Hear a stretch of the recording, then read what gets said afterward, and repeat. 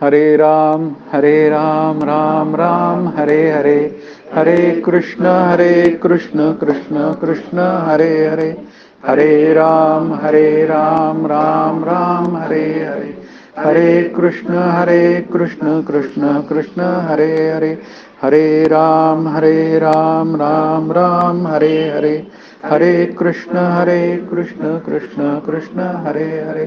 बोला पुंडलिक वरदा हरी विठ्ठल, श्री ज्ञानदेव तुकाराम, पंढरीनाथ महाराज की जय.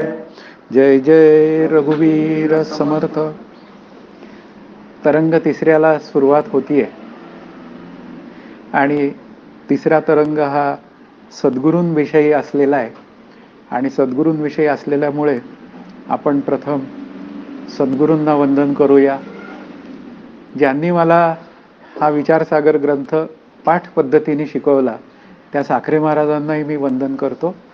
आणि समोर बसलेले सगळे जे श्रोते आहेत त्या श्रोत्यांनाही मी वंदन करतो. हा त्यातला एक मुख्य भाग आहे. कारण वंदन भक्ती ही सर्वात श्रेष्ठ भक्ती मानली गेलेली आहे. नवविधा भक्तीमध्ये वंदन भक्तीचा विचार झालेला आहे. आणि माऊलींनी सुद्धा वंदन भक्ती ही फार सुंदरपणे स्वीकारलेली आहे. आणि मग तिथे सर्व ब्रह्मभाव या विचारांमध्ये सर्वजण एकमेकांच्या पाया पडतात आणि सर्वांना माऊली माऊली म्हणत सर्व आनंदाने त्याचा व्यवहार करतात. अशा पद्धतीने एक जो सद्गुरूंनी शिकवलेला जो विचार आहे तो आपल्याला कळला पाहिजे. आणि तो कळून घ्यायचा असेल तर तिसऱ्या तरंगाचा विचार खूप महत्त्वाचा आहे. तिसऱ्या तरंगातनं आपण जेव्हा आपलं दुसरं हेडिंग आहे शिष्यासंबंधी सद्गुरूंचे मुख्य कर्तव्य, त्या हेडिंगमधनं आपण प्रस्तावनेच्या अभ्यासाला जाणार आहोत. आणि का जाणार आहोत तो विचार मी तिथे सांगेन. आणि तिथून पुढे मग प्रस्तावनेचा विचार आपल्याला करावा लागेल आणि मग पुन्हा तिसऱ्या तरंगापासून आपण आपल्या अभ्यासाला सुरुवात करणार आहोत या तिसऱ्या तरंगाच्या. तर इथे सद्गुरूंविषयी हा तरंग आहे तिसरा. यात वैशिष्ट्य काय आहे तरंगाचं, तर नेहमी शिष्याची लक्षणं सांगितली जातात. शिष्य असा पाहिजे, शिष्य असावा अलक्षी लक्षाचा. साधक निरूपणामध्ये साधक लक्षण असं समर्थांनी खूप चांगल्या पद्धतीने आपल्या पुढे मांडलं.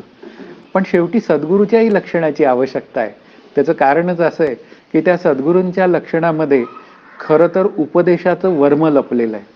कारण अशी व्यक्ती असायला पाहिजे की ती व्यक्ती तो उपदेश अत्यंत यथार्थ पद्धतीने करू शकणारी असली पाहिजे. आणि त्यासाठी हा तिसरा तरंग सांगताना सद्गुरूंचं कर्तव्य सांगितलंय. त्यामुळे शिष्यांनी आनंदाने नाचायला हरकत नाही. म्हणजे काय आहे की दोघांवरही काय आहे, जबाबदारी आहे. आणि ती जबाबदारी ज्याची त्यांनी पार पाडली की ज्याचं त्याचं कल्याण होण्याची तिथे व्यवस्था आहे. म्हणून आता तरंग तिसऱ्याला सुरुवात करूया अभ्यासाला. श्री गुरु सच्चिदानंदाय नमः अशा रीतीने प्रथमच सद्गुरूंचं काय म्हणूया नमन केलेलं आहे, नमः केलेलं आहे. आणि नमस्कारामध्ये आपण नेहमी विचार करतो की एक आशीर्वाद रूप मंगल आहे. म्हणजे सद्गुरू मूर्ती जी सगुण सद्गुरू मूर्ती असते तिला मला नमस्कार करता येतो. आणि नमस्कार केल्यानंतर ते मला आशीर्वाद देतात. आणि हे आशीर्वाद रूप मंगल करण्याचा सर्वांना अधिकार आहे. म्हणजे कोणीही सद्गुरू रूप अशी व्यक्ती जर आपल्याला भेटली तर तिच्या चरणाला आपल्याला वंदन करायला हरकत नाही. आणि तिच्या कृपा आशीर्वादाने माझ्या परमार्थाचा जो विचार आहे तो पूर्ण नेण्यासाठी मला आशीर्वाद मिळण्याची तिथे एक व्यवस्था तयार होते. मागेही मी तुम्हाला म्हणालो की आशीर्वादाने नुसतं काय होतं असंही माझे सद्गुरू म्हणालेत. पण शेवटी आशीर्वादाने मोटिवेट होतोच ना, मी असं त्यांना म्हणालो. ते म्हणाले ठीक आहे मोटिवेट होईल म्हणे, पण अभ्यास करणं चुकलंय का. त्यांचा भर अभ्यासावर आहे. म्हणजे सद्गुरूंचा भर हा अभ्यास करण्यावर असतो, अभ्यास करून घेण्यावर असतो. हे एक सद्गुरूचं लक्षण आहे. ते स्वतःही अभ्यास करतात आणि दुसऱ्यालाही अभ्यास करायला शिकवतात, करूनही घेतात. मुख्य विचार काय आहे की ते बोट धरतात, मी बोट सोडतो, हा माझा दोष आहे.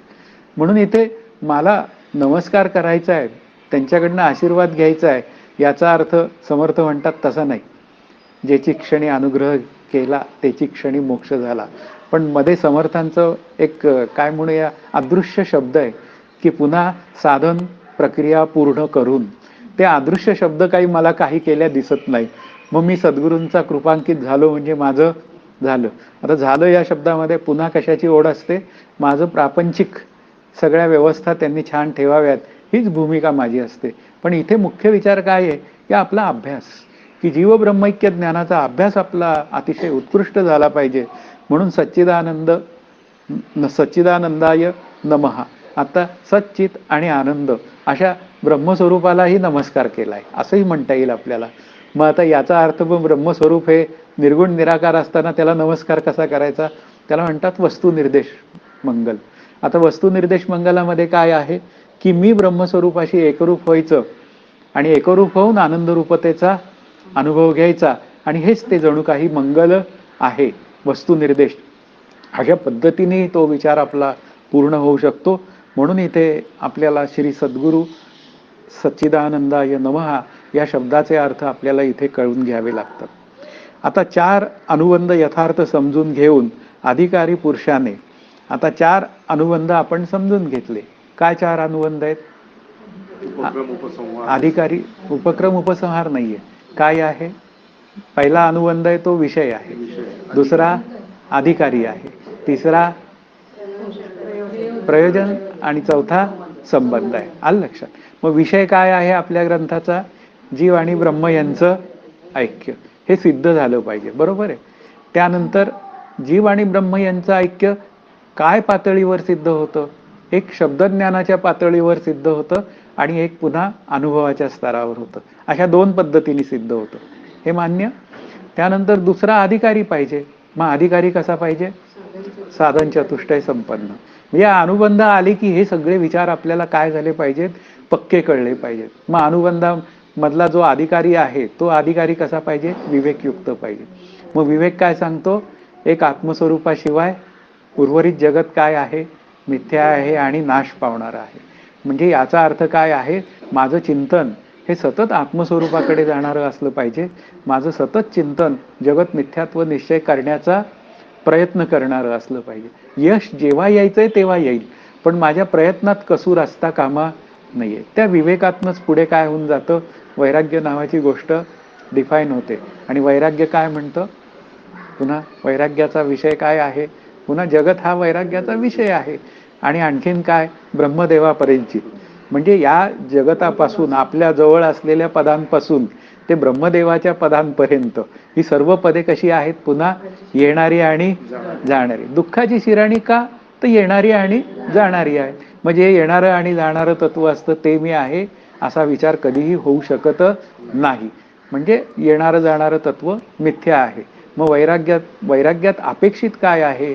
तर त्या शरीराविषयी मला माझ्या अंतःकरणात विशेषत्वाने अनुकूल प्रतिकूल विचार न येता माझी जी शरीर संपत्ती जी आहे, म्हणजे शरीर शब्दामध्ये पुन्हा मनबुद्धी चित्त अहंकारासह असलेली शरीर संपत्ती ही त्या देवाच्या प्राप्तीसाठी उपयोगी आणायला लागली पाहिजे, लावता आली पाहिजे.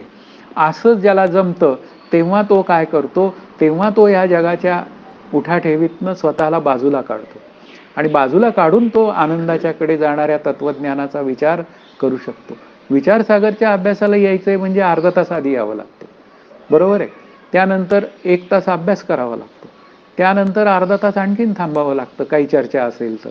याचा अर्थ मला 2 तास त्या देहादी प्रपंचातनं वेळ काढण्याचं वैराग्य इतपत असलंच पाहिजे.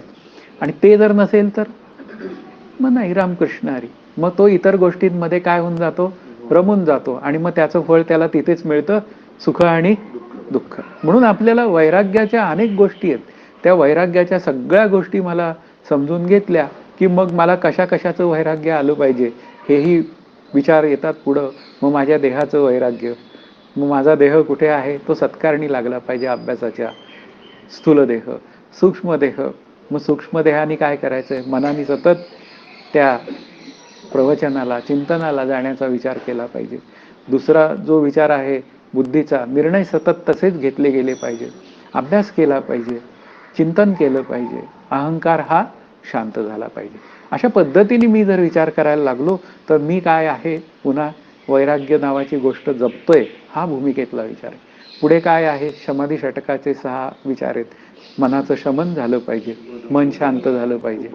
मग पुन्हा दम आहे, इंद्रियांना शांतता निर्माण केली पाहिजे. उपरम, आता उपरम शब्दामध्ये काय आहे? संन्यास. पण संगत्यागाचा विचार आपण केलेला आहे. श्रद्धा, पुन्हा श्रद्धा काय आहे? पुन्हा संतांवर, श्रीगुरूंवर, त्यांनी लिहिलेल्या ग्रंथांवर. हे सतत सतत म्हणण्याचा विचार का आहे माहिती आहे का? या गोष्टी मी सतत सतत विचार केला, बोललो की मग काय होऊन जातं, त्या गोष्टी माझ्या अंतःकरणात भिनतात. विष कसं अंतःकरणात भिनतं, तसा परमार्थ काय झाला पाहिजे? वेदांताचा दंश झाला पाहिजे. ज्ञानदेवांनी म्हटलेलं आहे, तो वेदांत वाक्याचा दंश झाला की वेदांत काय होतो? भिनतो. आणि भिनून तो काय झाला पाहिजे? तो आपल्या स्वतःच्या अभ्यासापुरता व्यक्त झाला पाहिजे. मुख्य विचार काय आहे? दुसऱ्यांचा अभ्यास तपासण्यासाठी नाही करायचा वेदांत विचाराचा अभ्यास. आपला अभ्यास तपासण्यासाठी आपण करायचा, आणि मग त्यातून श्रद्धा आहे, मग समाधान आहे, अशा तितिक्षा आहे, कष्टा वाचून सहन करणे. त्यानंतर आधी सहन तर करायला शिकूया, कष्टप्रद आहे सहन करणं, पण सहन करायला शिकूया. मी सहन करतो, पण हळूहळू मग त्यातून कष्टा वाचून सहन करणं हे येऊ शकतं. अशा पद्धतीने तो पुन्हा अधिकारी हा डिफाईन होतो. आणि मग तीव्र मुमुक्षत्व म्हणजेच पुन्हा काय आहे? ज्याने पुन्हा मलविक्षेप दोष घालवलेले आहेत. आता आपण दुसऱ्या तरंगाचा अभ्यास केलेला आहे, मग आता साधक बोलिला ग्रंथा तरी, पण त्यांनी काय केलं? वेदाचा मडगा फोडिला वगैरे असं समर्थांनी वर्णन केलेलं आहे. म्हणजे त्यांनी भेद बाजूला केले. तो येणार आहे विषय आता 12 प्रकारच्या वेदांमध्ये, त्यावेळी तो आपण करूया. म्हणजे हे सगळे जे विचार आहेत, ते सगळे विचार 4 अनुबंध आपल्याला कळल्यानंतर, आणि मग संबंध आहे की मला मोक्ष हवा, बस बाकी संबंध जाऊ दे. पण एक संबंध आपण सिद्ध करूया की मला मोक्ष हवा, म्हणून मोक्षाचा माझा संबंध आहे, असा एक विचार जर अंतिमतः आपण केला, तर त्यात मोक्षाच्या संबंधामध्ये बाकी सगळे संबंध काय झालेले आहेत? आलेले आहेत, असाही विचार करता येईल. मग 4 अनुबंध यथार्थ समजून घेऊन अशा रीतीने पुन्हा एकदा आपण 4ही अनुबंध व्यवस्थित समजून घेण्याचा प्रयत्न केलेला आहे. अधिकारी पुरुषाने, मुख्य विचार काय आहे? अधिकारी म्हणजे मी अधिकारी व्हायचंय पुरुषाने श्रोत्रिय, ब्रह्मनिष्ठ आणि कृपाळू सद्गुरू शरण जाऊन हा ग्रंथ श्रवण व पठण करावा, म्हणजे त्यास मोक्ष साधन जीव ब्रह्मैक्य ज्ञान प्राप्त होईल. आता अशा पद्धतीने काय केलं? त्यांनी सांगितलं श्रोत्रिय पाहिजे, म्हणजे आता श्रोत्रिय अशा सद्गुरू मी शरण जायला पाहिजे. आता श्रोत्रिय शब्दाचा अर्थ काय आहे? की ज्याने प्रस्थानत्रयीचा अभ्यास केलेला आहे तो. मग प्रस्थानत्रयीमध्ये काय आहे? ब्रह्मसूत्र आहे, भगवद्गीता आहे आणि उपनिषद आहे. 10 उपनिषद आहे. मिनिमम एवढा अभ्यास झालेला असला मराठी भाषेत तरी चालेल. कारण का? मराठी भाषेतली त्याला उत्तरं देता आली की त्याचं काम झालेलं आहे. कदाचित त्याला संस्कृत येईल, नाही तर नाही येईल. पण मुख्य विचार काय आहे? की त्या ब्रह्मसूत्राच्या निमित्ताने काही खंडन मंडनाचा विचार आहे, की पूर्वपक्षाचा विचार आहे. तसा काही पूर्वपक्ष घेऊन एखादा आला तर त्याची उत्तरं त्याला देता आली पाहिजेत. दुसरा जो विचार आहे तो उत्तर पक्षी विचार. त्या पहिली 4 सूत्र आणि अध्यास भाष्य हे ब्रह्मसूत्रातलं उत्तर पक्षाचा विचार सांगणारी गोष्ट आहे. अथ अथा तो ब्रह्मजिज्ञासा असं म्हटलं ब्रह्मसूत्राने. मग अथ म्हणजे केव्हा? आता. आणि मग आता म्हणजे केव्हा? मग त्यावेळी ब्रह्मसूत्र सांगताना माझे श्री गुरु काका म्हणाले, आता म्हणजे अधिकार संपन्न झाल्यावर. झालं. पुन्हा मेघ कुठं आली? साधन चतुष्टय संपन्नतेला येऊनच थांबली. म्हणजे याचा अर्थ काय? आता म्हणजे साधन चतुष्टय संपन्न झाल्यावर. तर माझ्या अभ्यासाचा प्रथम प्रयत्न हा साधन चतुष्टय संपन्न होण्याचाच असला पाहिजे. आणि श्रीगुरूंचंही कर्तव्य तसंच असलं पाहिजे की आपला शिष्य कसा झाला पाहिजे? तो साधन चतुष्टय संपन्न झाला पाहिजे. नंतर त्याला कशाचीच आवश्यकता नाही, कृपा तर झालेलीच आहे. मग तो त्याचा अभ्यास पूर्ण करायला समर्थ आहे. साधन चतुष्टय संपन्नता मात्र त्याला महत्वाची आहे. मग तो ईश्वर नावाची जी गोष्ट आहे ती सगळे काही व्यवहार पूर्ण करायला समर्थ आहे. समजा एखादा मेला श्रीगुरु माझ्यासारखा, तर दुसरा कोणीतरी उभा करण्याची तिथं व्यवस्था आहे. काही भ्यायचं कारण नाहीये तिथे. शरीराने असतील नाही तर नसतील, पण तो ईश्वर नावाचं तत्व इतकं दयाळू आहे की ते काही ना काहीतरी व्यवस्था करतच. त्याची काळजी करायचं काही कारण नाही. म्हणून हा जो अधिकारी पुरुष आहे त्यांनी कोणाला शरण जावं? तर श्रोत्रिय अशा आणि ब्रह्मनिष्ठ. ब्रह्मनिष्ठ या शब्दाचा अर्थ ब्रह्मस्वरूपाचा अखंड आनंदाचा अनुभव असलेले, आळूमाळू अनुभव असलेले नव्हे, तर असा अखंड अनुभव असलेले आणि कृपाळू. कृपाळू म्हणजे ते ज्ञान देण्याविषयी त्यांच्या मनात म्हणजे सद्गुरूंच्या मनात काहीही तरतम भाव नसला पाहिजे. कारण परवा मी श्री गुरु साखरे महाराजांकडे गेलो, त्यावेळी ते मला काय म्हणाले माहिती आहे का, तू काय करतोस? मी म्हटलं आता पाठ वर्ग पद्धतीने मी विचारसागर सांगायचा प्रयत्न करतोय. वाणिज्य व्यवहार आहे का कुठे? मला त्यांनी विचारलं. म्हटलं वाणिज्य व्यवहार नाहीये. बास. म्हणजे याचा अर्थ काय पाहिजे, की ते ज्ञान देण्याविषयी त्या श्री गुरूंनी कोणामध्येही भेद पाहता कामा नये. भले तो अनेक पद्धतीने भेद सिद्ध होत असतो, पण त्या कुठल्याही भेदाला तो भुलत नाही. सद्गुरू नावाचं जे तत्व आहे आणि ते काय करतं, ते सर्वांना समदृष्टीने पाहतं आणि सर्वांना समदृष्टीने अधिकार तैसा करू उपदेश या पद्धतीने ते तुकाराम महाराजांच्या म्हणण्याप्रमाणे त्याला सतत त्या शिष्याला कमप करण्याचा प्रयत्न करीत असतं ते सद्गुरू तत्व. मग अशा कृपाळू सद्गुरू शरण जाऊन हा ग्रंथ श्रवण व पठण करावा. आता दोन गोष्टी मांडल्या इथे, श्रवण आणि पठण. आता पठण शब्दाचा अर्थ काय झाला, पाठवर्ग पद्धतीने त्याचा विचार करावा. आणि श्रवण कसा करावा? आता श्रवण भक्ती दोन्हीकडेही आहे. मला अभ्यास करून येण्यासाठी आधी श्रवण भक्ती करावी लागते. म्हणजे वाचन ही सुद्धा काय आहे, एक प्रकारचे श्रवणच आहे. आता तुम्हालाही श्रवण भक्ती आधी वाचून येता म्हणून वाचनाचा विचार आहे आणि नंतर इथे ऐकायचा विचार आहे. मग असा हा ग्रंथ त्यांच्याकडून श्रवण करावा आणि पठण करावा. पठण शब्दामध्ये काय आहे, की ते समजावून सांगितला गेला पाहिजे. आणि किती समजावून सांगितला गेला पाहिजे, तर त्या समोरच्या व्यक्तीला समजेपर्यंत समजून सांगितला पाहिजे. कदाचित एखाद्या वेळी काय होऊन जाईल, मी त्याच्यात असमर्थ ठरेल, काही अडचण नाही, पण मी माझ्या सद्गुरूंना विचारून ते समजावून सांगण्याचा प्रयत्न करेल. आणखीन साखरे महाराजांकडे जाईन, नक्की याचा अर्थ काय सांगायचा ते सांगा, आणखीन काय पद्धतीने सांगता येईल. पण एकूण काय झालं पाहिजे, त्या समोरच्या व्यक्तीमध्ये म्हणजे समोरचा जो शिष्य आहे त्याच्यामध्ये मात्र हा जो ग्रंथ विचार आहे तो त्याच्या अंतःकरणामध्ये रुजलाच पाहिजे. मग असा रुजवावा असं जर का वाटत असेल तर मग काय होऊन जातं, म्हणजे त्यास मोक्ष साधन जीव ब्रह्मैक्य ज्ञान प्राप्त होईल. कारण अधिकारी शिष्याला मुख्य विचार काय आहे, की अधिकारी शिष्याला मोक्ष मिळण्याशिवाय दुसरा पर्यायच नाहीये. म्हणजे त्या ईश्वराचं म्हणणंच असं आहे, की तो जर का साधन चतुष्टय संपन्न अधिकारी झाला एखादा, तर त्याला मोक्षाची सगळी साधनं त्याच्यासमोर उभी आणून करणं, उभी ठेवणं हेच त्या ईश्वराचं काम आहे आणि ते त्याचं कर्तव्य आहे. अगदी छान शब्द आहे. मग त्याचं जर कर्तव्य ते असेल तर मग आपण आपल्या कर्तव्यात कशाला चुकावं. मी माझं कर्तव्य साधन चतुष्टय संपन्न व्हायचं आहे, ते मी करण्याचा प्रयत्न करणार आहे. ही भूमिका इथे ही पहिल्या या 4 ओळींच्या निमित्ताने मांडलेली आहे. इथे काही शंका असेल तर सांगा.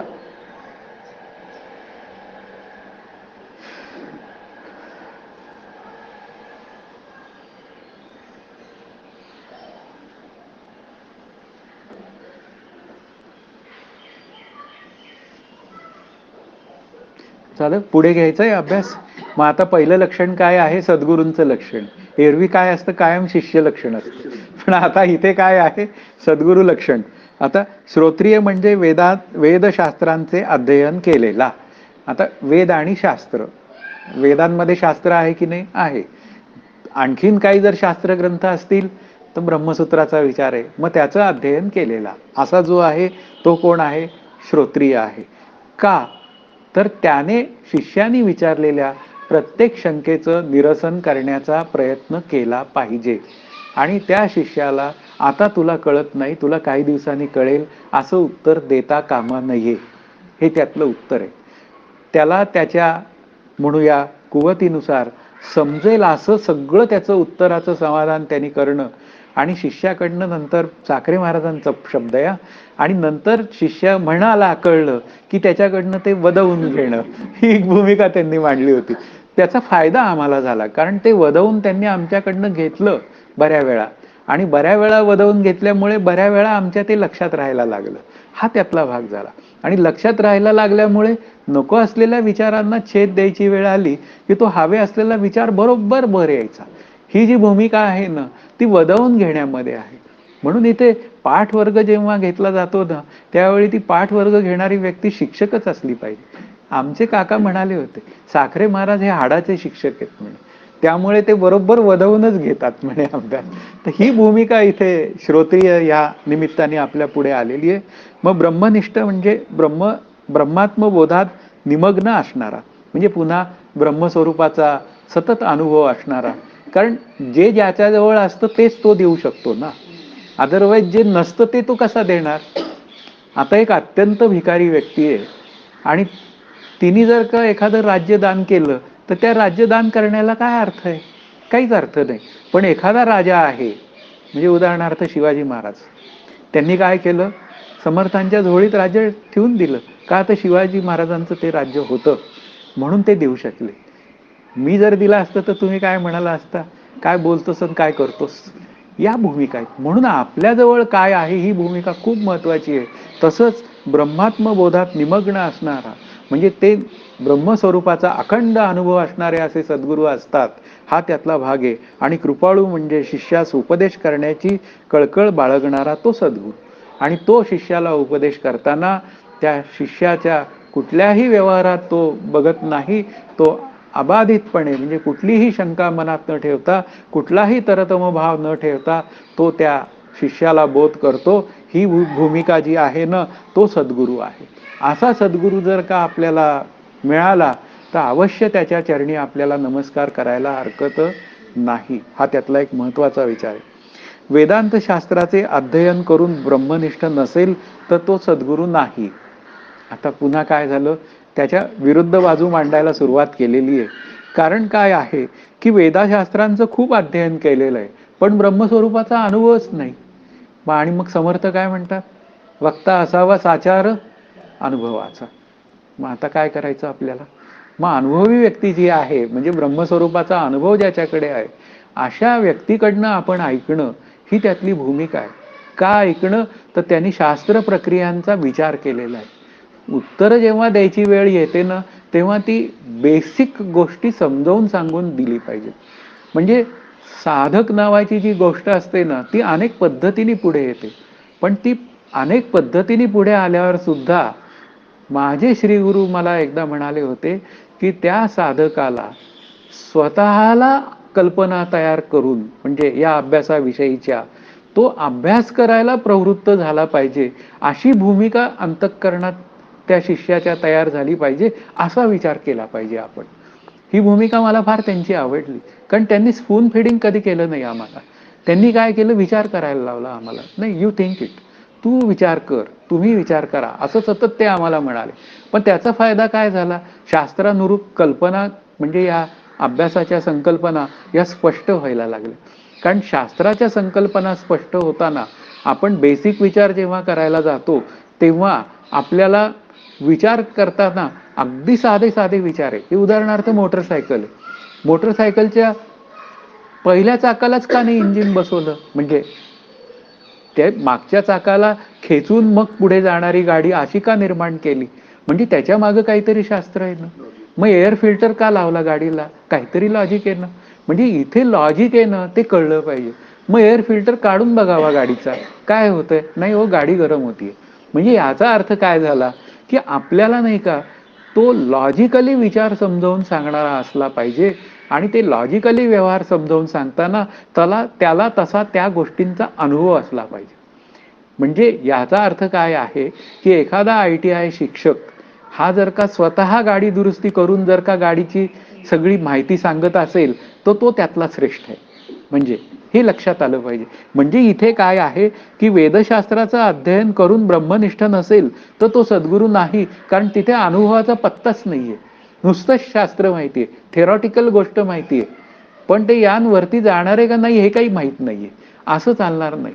तर एखादं यान पाठवण्याचा अनुभव असला पाहिजे त्याच्या मागे, हा त्यातला विचार आहे. म्हणून इथे तो ब्रह्मनिष्ठ नसेल तर तो सद्गुरू नाही. आता ब्रह्मनिष्ठ असून शास्त्राध्ययन नसेल तरीही तो सद्गुरू नाही. कारण शिष्याच्या शंका कशा काय बोलणार. मुख्य मुद्दा काय आहे, ब्रह्मनिष्ठ आहे पण नेमक्या शिष्याच्या शंका नेमक्या शब्दात तो काही समजावूनच सांगत नाही.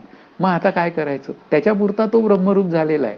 पण शेवटी काय आहे, शास्त्र हा जो विचार आहे ना, शास्त्र विचार जो आहे तो बेसिक समजावून सांगतो, संत ग्रंथ विचार आहे त्याचं ऍप्लिकेशन सांगतं, आणि असं दोन्ही मिळून जेव्हा अनुभवाच्या बरोबर जेव्हा गाठ पडते तेव्हा खऱ्या अर्थाने सद्गुरुपदाची व्यक्ती शोभून दिसते. तोपर्यंत नाही. आणि ब्रह्मनिष्ठ आहे म्हणून तो स्वतः मुक्त आहे म्हणजे कृतार्थ आहे. ब्रह्मनिष्ठ आहे, कृतार्थ आहे, पण उपदेश करू शकत नसेल तर सद्गुरू नाही. म्हणून काय केली नाथ महाराजांनी व्याख्या? शब्दज्ञाने पारंगतू, आणि पुन्हा ब्रह्मज्ञाने सदा डुल्लतू, शास्त्र प्रबोधी शिष्य प्रबोधिनी यथा उचितू शास्त्रे सहित. म्हणजे काय आहे?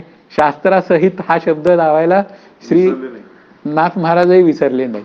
आणि अशा पद्धतीने जेव्हा तो सद्गुरू असतो, श्रोत्रिय ब्रह्मनिष्ठ आणि दयाळू, तेव्हाच तो सद्गुरू सिद्ध होतो. म्हणून इथे काय आहे, तो जरी ब्रह्मनिष्ठ असला तरी सुद्धा स्वतः कृतार्थ आहे, पण दुसऱ्यांना कृतार्थ करण्याचं सामर्थ्य त्याच्यामध्ये नाही, हे स्पष्ट लक्षात घ्यावं.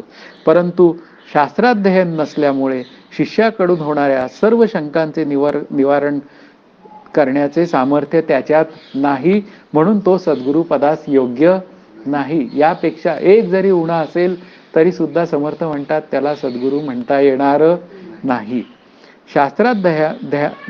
शास्त्राध्ययनाने बुद्धीत वाद करण्याचे चातुर्य येते व त्यामुळे शिष्याच्या सर्व शंका निवृत्त करता येतात. आता वाद शब्दाचा अर्थ समजून सांगण्याची रीती, हे लक्षात घ्यायचं. वाद शब्दाचा अर्थ चर्चा. हा, तर तो चर्चा जो आहे, तो संवाद जो आहे, तो शिष्य आणि श्री गुरूंमध्ये यथा उचितू म्हणजे अगदी व्यवस्थितपणे होऊ शकतो. मग तिथे शंका विचारल्या जातात, मग शंकांची उत्तरही दिली जातात, आणि उत्तरं देऊन त्या शिष्याचं समाधान होतं, आणि तो शिष्य त्या अभ्यासाला त्या पद्धतीने तो त्याचा निवाडा तयार करू शकतो. अशा पद्धतीने ते शास्त्राध्ययनाने त्या बुद्धीमध्ये ते चातुर्य तयार होतं आपल्या अंतःकरणामध्ये, म्हणजे सद्गुरूच्या अंतःकरणामध्ये. आणि ते तयार झाल्यामुळे तो प्रत्येक शिष्याचं उत्तर हे तो देऊ शकतो. हा त्यातला भाग आहे. ते शास्त्राध्ययन नसल्यामुळे शिष्यात निसंदेह बोध होणार नाही, म्हणून तो ब्रह्मनिष्ठ असला तरी त्यास सद्गुरू म्हणता येणार नाही. म्हणून इथे काय आहे, परमार्थाची आवड जी आहे ती कशी असली पाहिजे, तर ती ह्या तिन्ही सह असली पाहिजे. नुसतीच आवड आहे पण अनुभव नाही, शास्त्र चांगला अभ्यास येतंय पण अनुभव नाही, अनुभव आहे पण शास्त्र नाही, आणि दोन्ही आहे तर देण्याची तयारी नाही, दयाळूपणा नाही. मग आता काय झालं, या तिन्हीतलं एकही जरी प्रकरण त्याच्यामध्ये नसलं तर तो सद्गुरू पदाचा अधिकारी नाही. ज्या अधिकाऱ्यास शंका येणार नाहीत अशा सत्वशील शुद्ध बुद्धीचा अधिकारी असेल त्यास त्या ब्रह्मनिष्ठ पुरुषापासून बोध होईल. आता आता ज्या अधिकाऱ्यास शंकाच येणार नाहीत, आता उदाहरणार्थ कानावचनाच्या भेटीचा असेल, अत्यंत उत्कृष्ट अधिकारी असेल, तर काय आहे, काही शंकाच येणार नाही, मग त्या शिष्यास ब्रह्मात्मबोध होईल. हा त्यातला भाग आहे. पण ज्या अधिकारी पुरुषास शंका असतील त्यास उपदेश करण्यास तो योग्य नाही, म्हणून तो सद्गुरू नाही. काहीतरी तो तोंडातनं बोलावं लागेल ना बाबा, ही त्यातली भूमिका आहे ना. निदान 3 शब्द तरी बोला तत्वमसी, हे तरी आलेच ना शेवटी. म्हणजे नाही म्हणलं तरी सुद्धा हा जो सद्गुरू नावाची जी गोष्ट आहे ती श्रोत्रिय ब्रह्मनिष्ठ आणि दयाळू असल्याशिवाय काहीही त्याला पर्याय नाही. याविषयी हे प्रकरण इथे संपलेलं आहे. म्हणजे हा काय म्हणूया हेडिंग. तर या हेडिंगला काही जर शंका असतील तर त्या विचारा.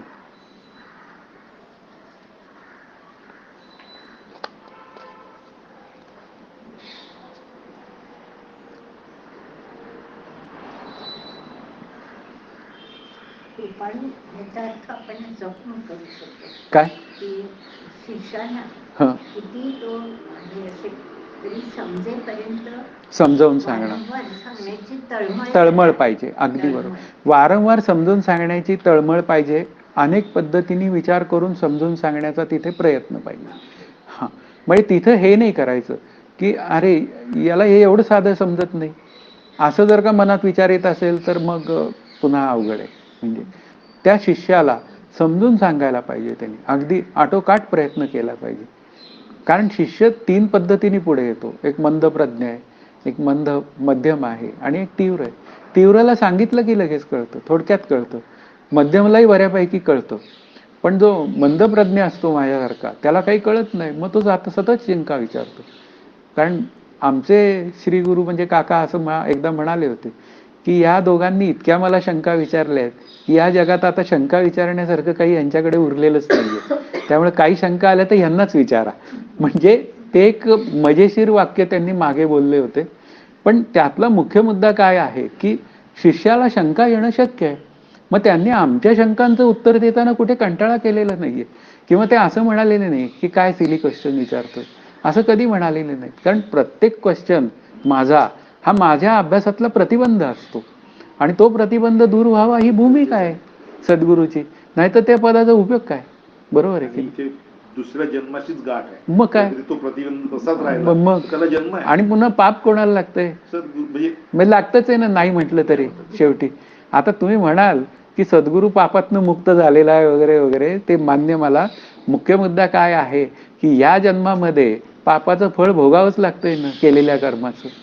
लगेच नाही तर नंतर तर मिळेल नाही, 4-2 तासांनी का होईना. याला काही कळत नाही तर हा काय सांगतो, कुठून हा पदावर बसला. म्हणजे ही भूमिका आलीच ना शेवटी. म्हणजे अभ्यास हा आपल्याला सतत करावा लागतो. वाटतं पण सद्गुरूलाही अभ्यास करावा लागतो, शिष्याला तर करावाच लागतो. शिष्य मुक्त व्हायचंय म्हणून करतो, सद्गुरू ज्ञान प्रबोधन करायचंय त्यासाठी तो अनेक गोष्टींचा विचार करतो, अनेक पद्धती निर्माण करतो अभ्यासाच्या, जर का शोधता आल्या तर. आणि त्या शोधून प्रत्येक वेळी सांगतो. मला साखरे महाराज म्हणाले होते की रंगनाथ महाराज असं करायचे की ते झोपायचे रात्री 9:30-10ला झोपायचे आणि कधीतरी त्यांना 12-1 वाजता जाग यायची आणि एखादी प्रक्रिया त्यांच्या लक्षात यायची अभ्यासाची आणि ते शिष्यांना उठवायचे, उठ तुला मी आत्ता प्रक्रिया सांगतो एक नवीन. आणि अशा रीतीने शिष्यांना प्रक्रिया सांगायची. म्हणजे त्यांनी त्यांचं आयुष्य शिष्यांशिवाय दुसऱ्या कोणाला वेचलंच नाही, असे ते ब्रह्मचारी होते. पण प्रत्येक क्षण त्यांनी त्यांच्या शिष्यांसाठी त्यांनी वेचला. अशा व्यक्ती ज्या आहेत ना त्या कृपाळू असतात. म्हणजे कृपाळूचा थर आहे हा असा त्याचा, म्हणजे काय म्हणूया त्याचं पोत आहे त्या कृपाळूपणाची. आता कृपाळूला तळमळ आणि कळकळ हो दोन्ही आहे. तळमळ म्हणजे अस्वस्थ होणं की तुम्हाला आलं नाही बाबा, मी अस्वस्थ झाले, तुम्हाला यायलाच पाहिजे. पण इथे माझा मुलगा बसलाय, बसलाय आणि त्याला आलं नाही तर माझं अंतःकरणामध्ये दुःख होतं. आता ही तळमळ काय, तळमळ कशी आहे, एक जगत सत्यत्वातनं येणारी तळमळ आणि एक जगत मिथ्यात्व निश्चय होऊन आनंद रूपतेचा अनुभव आल्यानंतर शिष्य प्रबोधनासाठी होणारी तळमळ. त्या दोन तळमळींमधले डिफरन्सेस आहेत ते, हा त्यातला भाग आहे. म्हणजे साधक लक्षणामध्ये सत्यत्वाची तळमळ असते आणि मिथ्यात्व निश्चय करायचा असतो. आणि गुरुच्या ठिकाणी मात्र म्हणजे श्रोत्रिय ब्रह्मनिष्ठ आणि दयाळू की हा शिष्य कमप कसा होईल, याला कोणत्या पद्धतीने अभ्यास करता येईल, ही भूमिका आहे. पण श्री गुरुचं एक आणखीन लक्षण आहे की ते खरं लक्षण आहे का चांगलं आहे का वाईट आहे ते तुम्ही ठरवायचे, ते विचारल्याशिवाय बोलत नाही. आता हा त्यातला भाग आहे. सद्गुरूंचं एक मोठं एक काय म्हणूया आता, लक्षण म्हणायचं का काय म्हणायचं ते तुम्ही ठरवा. लक्षणच आहे हा की ते काय आहे ते तुम्ही जर विचारलं तर त्याचं प्रश्नाचं उत्तर देतील. हा पुन्हा आणि तरतरी तनुमनु जीवे चरणासी लागावे. आणि संत मात्र काय करतात, ते अकारण कृपा करतात. म्हणजे काय आहे, न विचारताच सांगतात. हे दोन डिफरन्सेस आहेत सद्गुरूमधले आणि संतांमधले. आता असा तो विचार आहे, म्हणूनच म्हटलं. पण आपण त्याचा विचार केला तर संत श्रेष्ठ का सद्गुरू श्रेष्ठ, कारण सद्गुरू पण संतांना मानतात. हा हो, पण तरी सुद्धा काय आहे, संतांना श्रेष्ठत्व जातं. म्हणजे सम एक माप जर टाकायचं म्हटलं झुकतं एक थेंब तरी तो संतांकडे जातो, कारण ते आकारण कृपा करतात. सद्गुरू थोडेसे चॅप्टर असतात, ते आकारण करत नाहीत. म्हणजे मुख्य मुद्दा काय आहे की ते विचारल्याशिवाय बोलत नाही. तुम्हाला आत्ता काका खूप दयाळू झाल्यासारखे वाटतील श्रीगुरू, पण पूर्वी ते विचारल्याशिवाय कधी बोलत नव्हते. जर पूर्वीचा लोकांनी पाहिलेले असतील तर ते विचारल्याशिवाय कधी बोलत नव्हते आणि उत्तरही देत नव्हते. हा त्यातला भाग होता. आणि तो एक प्रक्रियेचाच भाग आहे की सद्गुरू काही कालांतराने संत होतात. तसा तो विषय. असं असं अजून काय प्रश्न आहे का याच्यावर?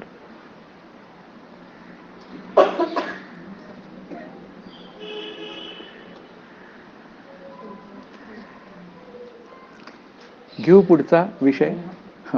आता दुसरा जो विषय आहे, शिष्यासंबंधी सद्गुरूंचे मुख्य कर्तव्य. आता इथे सद्गुरूंच्या कर्तव्याचा विचार आहे. संसार दुःखास त्रासून त्यातून मुक्त होण्याकरिता शिष्य सद्गुरूकडे जातो, म्हणजे अधिकारी होतो आणि त्याला नक्की माहिती आहे की हे या जगतातले सगळे व्यवहार जे आहेत हे सुखदुःखास कारणीभूत आहेत आणि त्यातून माझी निवृत्ती झाली पाहिजे. कारण विचारसागर ग्रंथाचा अधिकारी काय आहे? कारणासह वर्तमान दुःखाची निवृत्ती करून घेणारा आणि आनंदाची प्राप्ती करून घेणारा, अशी विचारसागरच्या अधिकाऱ्याची लक्षणं सांगितली आहेत. मग इथे काय आहे? तो संसार दुःखास त्रासून मुक्त होण्याकरता सद्गुरूंकडे जातो. तर मग त्या सद्गुरूंनी नक्की काय करायचं, असा जेव्हा विचार येतो तेव्हा असं म्हणतायत, दुःखास 5 प्रकारचे भेदज्ञान कारण आहे. मुख्य मुद्दा काय आहे? भेदज्ञान. आता सुखदुःखास कारण काय आहे असा जेव्हा विचार करायची वेळ येते त्यावेळी काय आहे? त्या भेदांमुळे माझी अंतःकरण वृत्ती या जगत सत्यत्वाला महत्त्व देते आणि महत्त्व दिल्यामुळे काय होऊन जातं? तो भेद माझ्या अंतःकरणात माझ्या सुखदुःखास कारण होतो. आता त्या सृष्टीचाही एक विचार सांगितला आहे. साखरे महाराजांनी आम्हाला समजावून सांगितला की ही प्रवाह रूपाने असलेली सृष्टी, तर ती काय, कशी ती व्यक्त होत असते माझ्या पुढे? तर प्रथम पदार्थाची निवृत्ती होते व त्या जागी दुसरा नवीन पदार्थाची उत्पत्ती पण होत असते. त्याबरोबर आपण ते विचार त्यांनी आम्हाला त्यावेळी समजावून सांगितले. म्हणजे एका पदार्थाची निवृत्ती होते आणि दुसऱ्या पदार्थाची पुन्हा पुन्हा निर्माण होतो, पुन्हा ते जातं, पुन्हा निर्माण होतं. मग असा अखंड चालू आहे. पण असा हा जो देहादी प्रपंचाचा खेळ आहे तो अखंड चालू आहे. ही दुःखाची कारणं त्यांनी आम्हाला सांगितली आणि त्यातील पदार्थांची उत्पत्ती आणि पदार्थांची निवृत्ती याच्यामधलं अंतरच मला कळत नाही. मुख्य मुद्दा काय आहे की या दोन्हींमधलं अंतरच मला कळत नाही. त्याचं कारण आहे की ती जी मधली गती आहे ना, मधली गती, ती मला का कळत नाही? तर ती मधली गती जी आहे ना, तिथे मला स्थिरतेची भ्रांती होते. की बघा आता की कसं होतं माहितीये का, की आपले आई वडील असतात, आपले आई वडील असतात, मग कालांतराने काय होतं की खूप वयस्कर झाले की ते निघून जातात. ते निघून जातात, पण तोपर्यंत आपले जे काय मुलं बाळं असतात, म्हणजे माझी जी काय मुलं बाळं असतात त्यांना मुलं बाळं होतात आणि काय होऊन जातं, काही नवीन निर्माण होतात व्यक्ती. आणि होऊन काय जातं की त्या ज्या आधीच्या व्यक्ती असतात त्या निघून जातात आणि मग त्यांची जागा मग माझ्या नातवानी भरून काढली वगैरे अशी भूमिका तयार होते. म्हणजे मुख्य मुद्दा काय आहे? काही पदार्थांची काय होऊन जाते? निवृत्ती होऊन जाते आणि काही पदार्थांची उत्पत्ती होते. पण मग तिथे काय होतं? तिथे मात्र काय होऊन जातं? शरीर स्थिरतेचा भ्रम होऊन जातो मला. म्हणजे शरीर स्थिर आहे अशी एक माझ्या अंतःकरणामध्ये वृत्ती तयार होते आणि ती स्थिरता मला काय करते? शरीराच्या नित्यतेचा भ्रम तयार करते आणि शरीराच्या स्थिरतेचा भ्रम तयार करते. मग याला काही उदाहरण आहे का आणखीन काही? हो आहे. उदाहरणार्थ आपण जर का लहानपणी आता भोवरा खेळत असू तर तो भोवरा फिरायला लागल्यावर नाही का स्थिर होऊन जातो आणि तो आपल्याला लक्षातच येत नाही की हा फिरतोय का स्थिर आहे. अशा पद्धतीने आपल्याला हा जो देहादी प्रपंच आहे ना, त्याची नित्यता आणि त्याची स्थिरता ही माझ्या सुखदुःखास कारणीभूत आहे हे मला काही केल्या कळत नाही. माझं शरीर मला इतकं स्थिर वाटतं आणि त्याच्यावर इतका माझा भरोसा तयार होतो की त्यामुळे मी शरीर हे जाणारे माझं ही भूमिका काही केल्या मला काही सहन होत नाही. मग आता या स्थिरतेमुळे मला काय होऊन जातं? दुःख तयार होतं. म्हणजेच काय तयार होतात? भेद तयार होतात. मी का दृष्टांत दिला आई वडिलांचा आणि मुलांचा? तर तो कशातला भेद आहे? तो जीव जीवातला भेद आहे. म्हणजे अनेक भेद आहेत की ते भेद मला काय करतात? माझ्या आनंदापासून मला दूर नेतात, प्रतिबंध निर्माण करतात. मग ते भेद कोणते? तर जीवेश्वराचा भेद. तर साखरे महाराजांनी आम्हाला असं शिकवताना असं हातावर बोटावर करून दाखवलं होतं. जीव, जगत आणि ईश्वर असं त्यांनी आम्हाला 3 दाखवलं होतं आणि प्रत्येकाचा स्वतःमध्ये असलेला भेद, जीव जीवाचा भेद, ईश्वर ईश्वराचा भेद, नंतर जड जडाचा भेद आणि प्रत्येकाचा एकमेकांशी असलेला भेद असं बोटावर धरून आम्हाला शिकवलं. मुख्य मुद्दा काय आहे की हे जीव, जड आणि ईश्वर हे 3 पदार्थ आपल्या समोर आहेत. मग 3 पदार्थ जर आपल्या समोर असतील तर ह्यांचा काय आहे, स्वतःचा एक भेद आहे. जीव जीवाचा भेद, जड जडाचा भेद, ईश्वर ईश्वराचा भेद आणि त्यांचा एकमेकांशी असलेला. त्यातला पहिला कुठला आहे, जीवेश्वराचा भेद. दुसरा कुठला आहे, जीव जीवाचा भेद. तिसरा जो आहे जीव जडाचा भेद. चौथा जो आहे ईश्वर जडाचा भेद. आणि पाचवा जो आहे तो जड जडाचा भेद. आणि सहावा जो आहे तो याच्यात सांगितलाय, प्रस्तावानेच सांगितलाय, ईश्वर ईश्वराचा भेद. अशा पद्धतीने ते मांडले. त्यामुळे तो उपासना मला करू देत नाही. ईश्वर ईश्वराचा भेद सत्य असेल तर हे सगळे विचार आपल्याला प्रस्तावनेत करायचे. पण हे या 5 प्रकारच्या भेदज्ञानाने जीवास दुःख होते. जीव जीवाचा भेद झाला की जवळचा आणि मग झालं. अशा पद्धतीने ते येणार आहेत. त्यावेळी आपण त्याचा विचार करूया. मी आणि माझं असे अनेक विचार तयार होतात. मग भेद तयार होतात. वास्तवात काय आहे, अभेद आहे. का तर सर्वांचं अधिष्ठान अधिकारी झालाय ना तो. मग अधिकारी झालाय तर अधिष्ठान काय आहे, ब्रह्म आहे. आणि ते ब्रह्म अधिष्ठान असल्यामुळे ब्रह्मस्वरूपाच्या पातळीवर किंवा अधिष्ठान दृष्टीच्या पातळीवर कोणामध्येही भेद नाही. म्हणून कोण्याही जीवाचा न घडो मत्सर वर्म सर्वेश्वर. मग आता काय करायचं, भेद पाहिला नाही की काय झालं, त्या ईश्वराची पूजा झालेली आहे. असे विचार आपल्याला तयार झाले पाहिजेत. म्हणून भेद सत्यत्व दृष्टी ही मला माझ्या आनंदापासून दूर नेते. म्हणून या श्री गुरूंच्या प्रथम कर्तव्यामध्ये या 5 प्रकारच्या भेदातनं मला दूर केलं पाहिजे श्री गुरूंनी. त्या भेदांमधला जो विचार आहे, हे भेद मला अशा अशा पद्धतीने माझ्या आत्मस्वरूपाच्या आड येतात. या पद्धतीने या भेदांपासून आपल्याला सुटका करून घेता येते. अशा पद्धतीचं जे सुदृढ मार्गदर्शन, अत्यंत पद्धतशीर मार्गदर्शन आम्हाला केलं गेलं पाहिजे. ही भूमिका असली पाहिजे. पुढे असं म्हणतायत, म्हणून शिष्यबुद्धीत असणाऱ्या 5 प्रकारच्या भेदांचे अनंत युक्तीने निराकरण करून, मुख्य विचार काय आहे त्यातला अनंत शब्द हा खूप महत्वाचा आहे. की अनेक पद्धतीने, की ती पद्धत त्या शिष्याला पटली पाहिजे आणि तो त्या भेदातनं सुटण्यासाठी त्याचा विचार तो स्वतः शिष्य करू शकला पाहिजे. इथपर्यंत सेल्फ सफिशियंट झाला पाहिजे. तो साधक डिपेंडंट राहिलाच नाही पाहिजे. इथे एक दिवस असा यावा की विचारसागरच्या अभ्यासाला माणूसच नाही उरला तर तो आनंदाचा दिवस आहे. ही भूमिका आहे. किंवा यावा तर सेल्फ सफिशियंट होऊन यावा, आवडी म्हणून आला, अशा पद्धतीने यावा. असा जेव्हा साधक तयार होतो तेव्हाच तो खरा साधक. त्याला म्हणायचं साधन चतुष्टय संपन्न. आणि तोच काय होतो, जीवनमुक्त होऊ शकतो. असा साधक इथपर्यंत अभ्यास त्याला शिकवणारा श्री गुरु पाहिजे. ही त्याची भूमिका आहे. पुन्हा नुसतं अनंत युक्तीने निराकरण करून नाही तर अविद्यादी मलरहित अद्वितीय ब्रह्माचे आत्मत्वाने प्रत्यक्ष ज्ञान करून देणे. मग पुन्हा काय आहे, नुसतं ते तुम्ही भेद सांगू नका श्री गुरु महाराज. तर पुन्हा अविद्या मलरहित, अविद्या म्हणजे आत्मस्वरूपाचं अज्ञान आणि मल शब्दामध्ये मलविक्षेप आवरण, त्या आवरण दोषाचा अविद्येशी संबंध आहे. पण मलविक्षेप म्हणजे निष्काम कर्मोपासना कशी झाली पाहिजे हेही तो समजावून सांगणारा पाहिजे. आणि ते समजावून सांगून पुन्हा स्वतः तसा वागणारा पाहिजे. हे तर काही बोलायची वेगळी आवश्यकता नाहीये. तर ते तसाच पाहिजे तो. आणि पुन्हा अद्वितीय ब्रह्माचे आत्मत्वाने प्रत्यक्ष ज्ञान. आत्मत्वाने या शब्दाचा अर्थ म्हणजे याचा अर्थ काय आहे, 2 पद्धतीने ज्ञान होतं. ब्रह्मस्वरूपाचं ज्ञान जे आहे ते 2 पद्धतीने होतं. एक आत्मत्वाने होतं आणि एक ब्रह्मत्वाने होतं. हे 2 विचार इथे अंडरलाईन विचार आहे.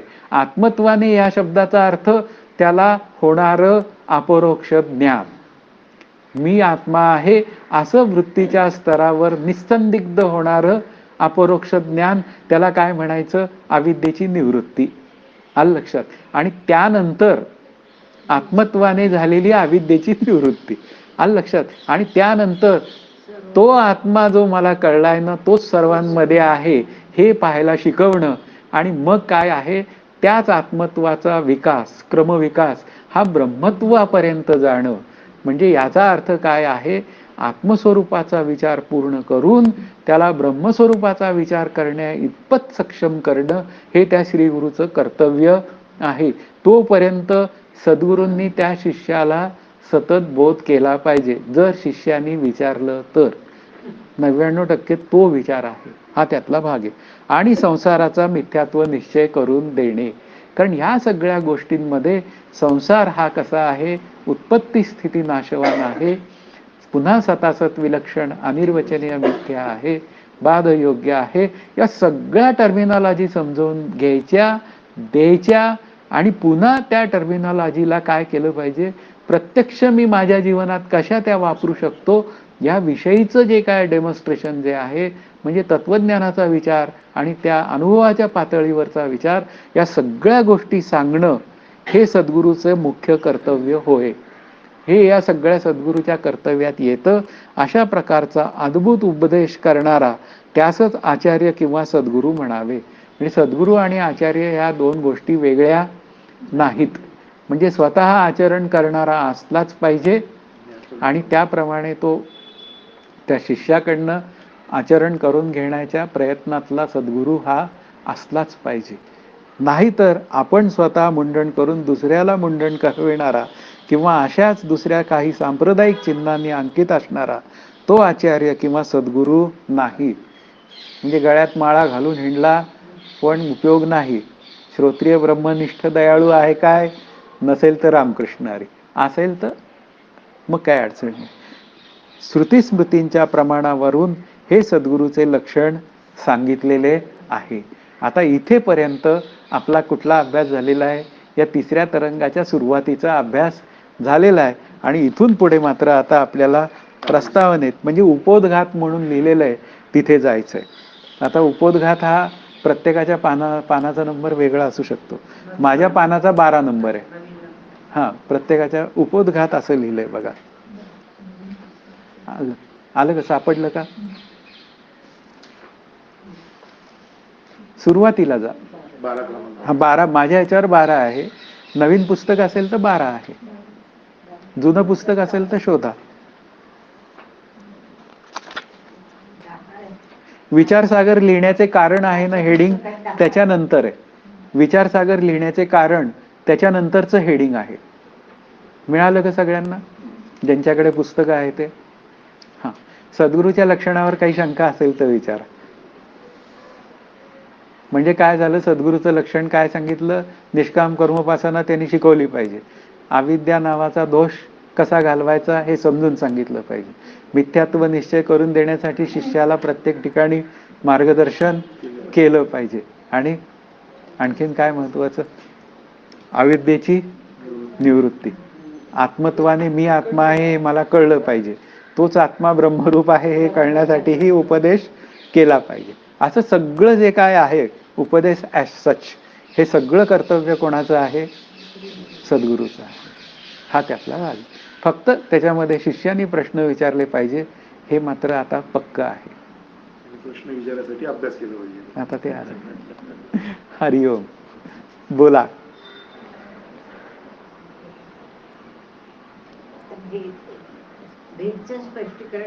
येणारच आहे, ते येणारच आहे. पान क्रमांक 22 पासून. हा, ते येणारच आहे. पण कसं आहे, इथे परत एकदा रिव्हिजन झालेली आहे पहिल्या 2 तरंगांची आणि पुन्हा मग त्या भेद प्रकरणात आपण जाणारच आहोत. मग ठीक आहे, पुढे जायचं अभ्यास. बर, आता तिथं आता माझ्या याच्यात दुसरा पॅरेग्राफ आहे. याचे यावत प्राणीमात्रांच्या हरेक क्रियेचे व हरेक ज्ञानाचे अंतिम अविवाद्य एकमेव साध्य जर कोणते असेल तर ते म्हणजे प्राप्त दुःखाची आत्यंतिक निवृत्ती व नित्य निरतिशय निरामय परमानंदाची प्राप्ती हे होय. आता याचे यावत प्राणीमात्रांच्या हरेक क्रियेचे, म्हणजे प्राणीमात्र म्हणजे काय, मनुष्य प्राणी आणि उरलेले जे काय जिवंत प्राणी आहेत त्यांचं काय मुख्य क्रिया आहे प्रत्येक ठिकाणी. म्हणजे अगदी 4 पायांचे प्राणी जरी घेतले तरी सुद्धा ते काय म्हणतात, निदान आम्हाला 2 वेळेचं खाणं तरी मिळावं, खायला मिळालं तरी त्यांना काय आहे, आनंद वाटतो. म्हणजे ठीक आहे की ती भोगयोनी असल्यामुळे तिथे काय आहे, पिण्यापुरतं जे काय समाधान आहे, खायला मिळालं, थोडासा निवारा मिळाला, काही झालं की त्यांना काय होऊन जातं, बरं वाटतं. मग असे मांजर कुत्रं सांभाळलं की तेही आपल्याला प्रेम लावतात, आपणही त्यांना प्रेम लावतो, असा तो सगळा विषय होतो. पण मुख्य मुद्दा काय आहे, हरेक क्रियेचं त्यांचं जे काय अंतिम जो विचार आहे प्रत्येक प्राण्याचा म्हणजे मनुष्य प्राण्याचा धरून अविवाद्य, म्हणजे याचा अर्थ जिथे कुठेही वाद करता येत नाही. प्रत्येक काय आहे प्राणी? सुखा लागी जीवा करीसी तळमळ. म्हणजे प्रत्येक प्राणी काय करतो? मला सुख पाहिजे म्हणून सतत तळमळ करतच आहे. मग एकमेव साध्य कोणतं असेल तर प्राप्त दुःखाची आत्यंतिक निवृत्ती झाली पाहिजे. त्यातला आत्यंतिक शब्द खूप महत्वाचा आहे. आत्यंतिक शब्दाचा अर्थ समूळ. प्राप्त दुःख जे मला आहे ना त्याची समूळ निवृत्ती झाली पाहिजे. आता उदाहरणार्थ आपण जेव्हा आता गरीब आहोत, मग गरीब आहोत असं असेल तर समजा पैसा मिळाला तर माझ्या दुःखांची निवृत्ती ही समूळ झालेली आहे का असा विचार करायची वेळ येते. तेव्हा पैसा मिळवता मिळवता पैसा माझ्याजवळ येतो, पण दुःखाचा तिसराच प्रकार माझ्या मागे लागलेला असतो. की काय झालेलं असतं? माझ्या कानांना ऐकू कमी यायला लागलेलं असतं, माझ्या डोळ्यांना नीट दिसत नसतं, नाहीतर मला धड चालताही येत नसतं. म्हणजे काय झालं? दुःख नावाची गोष्ट काय झाली? तशीच राहिली. मग आत्यंतिक झाली आहे का? नाही. मग ही जी दुःखाची निवृत्ती झाली आहे ती कशी झाली आहे? तर ती लयरूप झालेली आहे, तात्पुरती झालेली आहे. शरीराला ताप आला, ताप आला, मग काय केलं? डॉक्टरकडे गेलो, औषध घेतलं, बरा झालो. जेव्हा बरं वाटत नव्हतं तेव्हा अतिशय काय होत होतं? दुःख होत होतं. आणि पुन्हा काय औषध घेऊन बरा झाल्यावर बरं वाटायला लागलं. दुःखाची निवृत्ती आत्यंतिक झाली आहे का? नाही. मग तो काय म्हणतो? नाही नाही, माझ्या दुःखाची आत्यंतिक निवृत्ती झालेली नाहीये. मला काय पाहिजे? मला कायमचं सुख मिळालं पाहिजे, असं काहीतरी व्यवस्था करा पांडुरंगा, अशी त्याची भूमिका असते. मग आता ही आत्यंतिक निवृत्ती आणि पुन्हा काय आहे? नित्य निरतिशय निरामय. निरतिशय की ज्याच्यामध्ये तो आनंद सातिशय नसला पाहिजे. सातिशय म्हणजे सापेक्षतेने असलेला असा नसला पाहिजे. हा हा म्हणजे नित्य पाहिजे आणि निरतिशय पाहिजे. आणि पुन्हा कसा पाहिजे? निरामय. त्याच्यामध्ये कशाची भेसळ नको, अत्यंत शुद्ध पाहिजे. आपण बाजारात गेलो तरी काय म्हणतो? ते शुद्ध द्या तुम्ही, त्याच्यामध्ये भेसळ काही तुम्ही आम्हाला देऊ नका. हा त्यातला मुख्य विचार आहे. म्हणजे काय आहे? मग नित्य निरतिशय शुद्ध असं काय आहे? तर ते परमानंदाचं स्वरूप आहे. म्हणजे ते कोणाचं स्वरूप आहे? ते माझंच स्वरूप आहे, कारण तो परमात्मा मी आहे. म्हणून अशा रीतीने ते माझंच स्वरूप कळून घेणं हेच खरं काय आहे? नित्य निरतिशय होण्याचं एक काय आहे? विचारधारा आहे. आणि ती विचारधारा आपल्याला पुन्हा अधिकारी होऊनच सोडवावी लागते, हा त्यातला विचार आहे. आता हा जो पुढचा पॅरेग्राफ आहे तो असं सांगतो, उपर निर्दिष्ट साध्य ब्रह्मात्मैक्याच्या यथार्थ साक्षात्कारानेच प्राप्त होते. म्हणजे हे जे वरचं जे आहे की आत्यंतिक निवृत्ती सर्व दुःखांची आणि परमानंदाची प्राप्ती नित्य निरतिशय, की जो कुठल्याही विषयावर, व्यक्तीवर, वस्तूंवर, परिस्थितींवर अवलंबून नसलेला आनंद, तो जर का प्राप्त करून घ्यायचा असेल तर त्याचं उत्तर एकच आहे की ब्रह्मसाक्षात्कार झाला पाहिजे. म्हणजे ते तत्व मी आहे हे मला कळलंच पाहिजे. असा औपनिषदिक सिद्धांत आहे. म्हणजे असं उपनिषदांमध्ये सांगितलेलं आहे. आणि उपनिषद ही काय आहेत आपल्या दृष्टीने? स्टँडर्ड. समर्थ काय म्हणाले? आणि मुख्य आत्मप्रचिती शास्त्रे सहित. पण त्याच्या आधी काय म्हणाले? उपनिषदे आणि वेदांत श्रुती, ही भूमिका मांडली त्यांनी. म्हणजे उपनिषदांचं तत्वज्ञान काय सांगतं? तर ती उपनिषद ही ज्ञानपर आहेत, उपासनापर आहेत आणि कर्मपर आहेत. पण उपनिषदाला काय सांगायचं? उपनिषदाला कर्म उपासना अजिबात सांगायची नाहीये. उपनिषदाला ज्ञानदृष्टीच सांगायची. म्हणजे उपनिषदाला काय सांगायचंय? तर ज्ञानरूपताच सांगायची, जीवब्रह्माची ऐक्यताच सांगायची. पण ती जी काय आपल्याला लेवल आहे किंवा तो जो काय अधिकार आहे तो जर प्राप्त करून घ्यायचा असेल तर निष्काम कर्मोपासनेशिवाय पर्याय नाही. त्याने या अधिकाराची काय होऊन जाते? एक संगती तयार होते. म्हणून इथे काय आहे? ब्रह्मसाक्षात्काराशिवाय दुसरा कुठलाही मार्ग नाही. आता पुढे असं म्हणताय, मी तो अर्थ वाचतो. ब्रह्मात्मैक्य साक्षात्कारार्थ ज्या साधनांचा अवलंब उपयोग केला जातो त्या साधनास प्रस्थान असे म्हणतात. कारण प्रस्थान त्रयी, कारण आपल्या सद्गुरूच्या लक्षणात काय शब्द आलेला आहे? त्या प्रस्थान त्रयीचा अभ्यास झालेला असला पाहिजे. मग आता आता ज्या साधनांचा अवलंब उपयोग केला जातो त्या साधनास प्रस्थान असं म्हणतात. मग ते प्रस्थान कोणतं? कारण काय आहे, पूर्वीचं प्रस्थान म्हणजे वेदशास्त्रांच्या याच्यातलं जे प्रस्थान आहे बोलण्यातलं, ते ब्रह्मसूत्र, गीताभाष्य आणि उपनिषद. पण आता काय आहे, वारकऱ्यांची प्रस्थानत्रयी आहे, की ते म्हणतात की नाथ महाराजांचा भागवत, नंतर तुकाराम महाराजांची गाथा आणि पुन्हा ज्ञानेश्वर महाराजांची ज्ञानेश्वरी. पण तिघांनी तेच सांगितलं. म्हणजे ते प्रस्थान काही चुकीचं नाहीये, पण प्रस्थान नावाची गोष्ट काय आहे ती समजावून सांगते मला माझ्या आनंदाकडे जाण्याचा मार्ग. म्हणून प्रस्थान या शब्दाचा अर्थ असा आहे. सारांश, सम्यक प्रकर्षाने परंपरेने दिल्या जाणाऱ्या, उपदेशल्या जाणाऱ्या आत्यंतिक रम्य समाधानाच्या निश्चित फलपर्यावसायी मार्गास उपायास प्रस्थान असे म्हणतात. प्रस्थानची डेफिनेशन आली. आता ती कशी झाली? सम्यक प्रकर्षाने. सम्यक म्हणजे जसं सांगितलंय तसं, उपनिषदात जे सांगितलंय ना तसंच ते तत्वज्ञान दिलं गेलं पाहिजे. म्हणजे त्याच्यामध्ये कुठलीही भेसळ करता कामा नये. मी सांगतो या शब्दाला किंमत नाही. प्रकर्षाने परंपरेनुसार म्हणजे याचा अर्थ काय आहे, संप्रदायाचं तत्वज्ञान काय आहे, अत्यंत महत्वाचं आहे. अद्वैत संप्रदायातलं तत्वज्ञान जर का श्रोत्रिय ब्रह्मनिष्ठ आणि दयाळू सद्गुरूंकडनं ते दिलं जात असेल तर ते अत्यंत जीवब्रह्मैक्य ज्ञानास अनुकूल असंच सांगितलं जातं.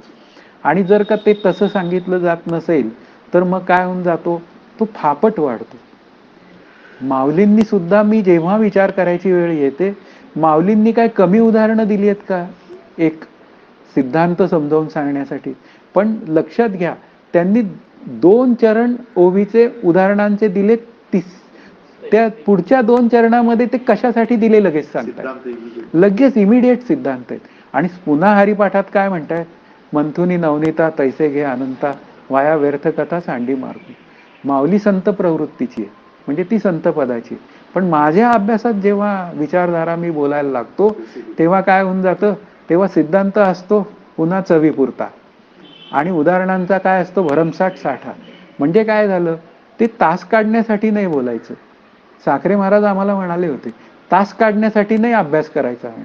तर ते प्रत्येक जे आपण बोलू किंवा प्रत्येक जी विचारधारा आपण व्यक्त करू, त्या व्यक्त केलेल्या विचारधारेचा उदाहरण देऊन एखादं ती विचारधारा समजावून सांगायची आणि त्या विचारधारेला कसं ब्राईट करता येईल माझ्या अंतःकरणात, ही भूमिका मला कळली पाहिजे. म्हणजे आता मी इथे संपवतो हा विचार आणि नंतर पुढे मी बोलेन. कारण त्याच्यावरनं काय होऊन जातं माहिती का, लक्षात घ्या की उदाहरण द्यायला पाहिजे हे मला अगदी मान्य आहे, म्हणजे प्रत्येक ठिकाणी मान्य आहे की आपण एखाद्या वेळी म्हणतो की एक उदाहरण दिलं मी की एक भांड आहे आणि भांड आहे ना, मग त्याच्यामध्ये अवकाश आहे, अवकाश आहे हे आपल्याला लक्षात येतं. पण ते जे काय अवकाश आहे ना ते भांड्याला कधी चिकटत नाही. आता हा काय झाला, दृष्टांत झाला. आलं का लक्षात? म्हणजे काय झालं की ते आकाश भांड्यापासून अलिप्त आहे, त्याप्रमाणे आत्मा अलिप्त आहे. आता सांगा काय कळलं मला? मी हा पुढचा प्रश्न विचारतो. त्यावरून आत्म्याच्या अलिप्ततेचं लक्षण मला काय कळलं? अशी जेव्हा भूमिका मांडायची वेळ येते त्यावेळी मला खरंच काडीचं कळलेलं नव्हतं, हे मी स्पष्ट बोलतो. त्याचं कारण काय आहे? समर्थ म्हणतात तेच खरं, ब्रह्म होऊनही अनुभव आहे. आता जो ब्रह्मरूप झालेला आहे आणि त्याच्या अंतःकरणात जी अलिप्तता डिफाईन झालेली आहे, ती अलिप्तता जी आहे ना ती त्याला बरोबर डिफाईन झालेली अलिप्तता कळते. त्यांनी हा दृष्टांत दिला. याप्रमाणे मी प्रत्येक प्रपंचातल्या घडणाऱ्या गोष्टींपासून अलिप्त असतो. म्हणजे नक्की काय असतो याचा विचार ज्याचा त्यालाच कळतो, ज्यांनी हा अभ्यास करण्याचा प्रयत्न केलाय त्याला. जो मिथ्यात्व निश्चय करण्याचा प्रयत्न करतो की या जगातील प्रत्येक पदार्थ हे येणारे जाणारे आणि उत्पत्ती स्थिती नाशवान आहेत, त्या अर्थी हे पदार्थ सत्य नाहीत आणि मग हे पदार्थ सत्य नाहीत म्हणून या पदार्थांविषयी असलेली जी अंतःकरण वृत्ती आहे ती अंतःकरणातनं जेव्हा हळूहळू डायल्यूट व्हायला लागते आणि त्या साधकाला जेव्हा स्वतःलाच आपल्या आनंदाचा विचार अंतःकरणात डेव्हलप व्हायला लागतो तेव्हा त्याला ते अलिप्त लक्षण कळतं. आता असा अलिप्त लक्षण कळलेला आणि अवकाशाचा दृष्टांत देऊन बोलणारा मी, काय उपयोग आहे त्याचा? दृष्टांत द्यायला पाहिजे हे मला अगदी मान्य आहे, पण शेवटी काय आहे? प्रश्न अनुभवाचा आहे. तर इथे विचारसागर आपल्याला काय सांगतो? हे प्रस्थान नावाची जी गोष्ट काय आहे ना, ही अनुभवातनं बाहेर आलेली आहे. प्रस्थानाचा अनुभव घेणारा कोण आहे? तो ईश्वर आहे. ईश्वराला सतत माया स्वाधीन असल्यामुळे आनंदाचा अनुभव आहे. बरोबर आहे की नाही? शेवटी ईश्वर सुद्धा काय आहे? बघायला गेलं तर सापेक्षित जीवच आहे म्हणावं लागेल. मान्य आहे की तो गवन करणारा आहे, मग आहे ना, नित्यमुक्त आहे, मला मान्य आहे, सगळं अगदी मान्य आहे. पण तरी सुद्धा त्याची डेफिनेशन करताना मी काय म्हणतो? माझी डेफिनेशन मी म्हणतो बुद्धी अधिक आत्मा अधिक बुद्धीत पडलेलं, आणि मग इथे माया अधिक ब्रह्मात मायेत पडलेलं ब्रह्माचं, म्हणजे झालंच ना. मग एक आणि द्वा सुपर्णा सयुजा सकयामध्ये काय आहे? एक जीव फळे खातो आणि एक जीव नुसता पाहतो. म्हणजे मूळ मुद्दा कुठे आला? तरी ईश्वर मात्र कसा आहे? सुपरलेटिव्ह आहे मला. का? तर माया त्याच्या स्वाधीन आहे. आता माया त्याच्या स्वाधीन असल्यामुळे त्याचा अनुभव आहे मी आनंदात आहे कायम, आणि माझा अनुभव नाही ना. मग मला सांगा समजून, ही भूमिका जेव्हा तयार होते तेव्हा प्रत्येक वेळी अनुभवाच्या स्तरावरचा विचार हा खूप महत्वाचा ठरतो. म्हणून मला सांगायचं एवढंच आहे की विचारसागर हा मला नाही का त्या दृष्टीने ऍप्लिकेशन करायला शिकवतो. माझ्या सद्गुरूंचा हा सतत ध्यास होता, आजही आहे, की प्रत्येक साधकांनी अप्लाइड परमार्थ केला पाहिजे. म्हणजे तो ऍप्लिकेशनचा परमार्थ केला पाहिजे, आणि तो ऍप्लिकेशनचा परमार्थ कसा करायचा हे सांगणारा सद्गुरू पाहिजे. आणि ते सांगणारा सद्गुरू असेल तर त्या ऍप्लिकेशनमुळे माझा मिथ्यात्व निश्चय होतो, आणि जसा माझा मिथ्यात्व निश्चय होतो तस तसा माझ्या आनंदाचा ठेवा मी आहे ही कळणारी जी काय धारा आहे अंतःकरणामधली, ती जास्त बळकट होते. आणि हे जे काम आहेत ना, हे काम श्री गुरु करतात. म्हणून ते प्रस्थानत्रयीचा विचार त्यांनी का केलेला असतो? तर त्यांना त्या प्रत्येकाच्या बारीक त्या प्रस्थानत्रयीतल्या आयडियाज, त्यातल्या माहिती असतात, सूक्ष्म विचार माहिती असतात, आणि ते देण्याची क्षमता त्यांच्यात असते. आणि त्या क्षमतेतनं ते एखादा साधक शिष्य उभा करतात. म्हणजे अनेक शिष्यांना ते मार्गदर्शन करतात. उभं राहायचंय का नाही हा प्रत्येक शिष्याचा प्रश्न आहे. जो अभ्यास करतो तो उभा राहतोच, तो पडेलच कसा? तो इतका उत्कृष्ट उभा राहतो की त्या उत्कृष्टतेचा जो विचार आहे तो या उपोद्घाताच्या निमित्ताने आपल्या सिनियर साखरे महाराजांनी खूप सुंदर मांडलाय. तो आपण अभ्यास करूया. आज आपलं 1 तास 2 मिनिट झालेलं आहे, तर आज इथे आपण थांबूया. जय जय रघुवीर समर्थ. हरिओम तत्सत.